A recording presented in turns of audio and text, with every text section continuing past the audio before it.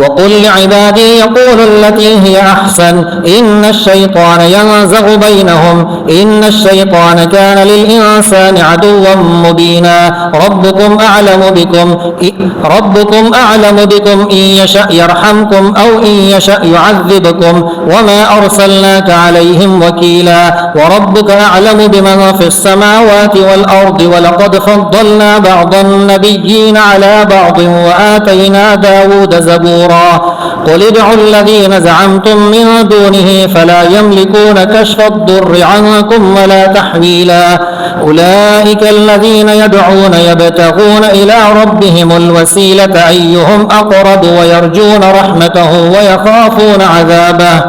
إن عذاب ربك كان محذورا وإن من قرية إلا نحن مهلكوها قبل يوم القيامة أو معذبوها عذابا شديدا كان ذلك في الكتاب مسطورا وما منعنا أن نرسل بالآيات إلا أن كذب بها الأولون وآتينا ثمود الناقة مبصرة فظلموا بها وما نرسل بالآيات إلا تخويفا وإذ قلنا لك إن ربك حاط بالناس وما جعلنا الرؤيا التي أريناك إلا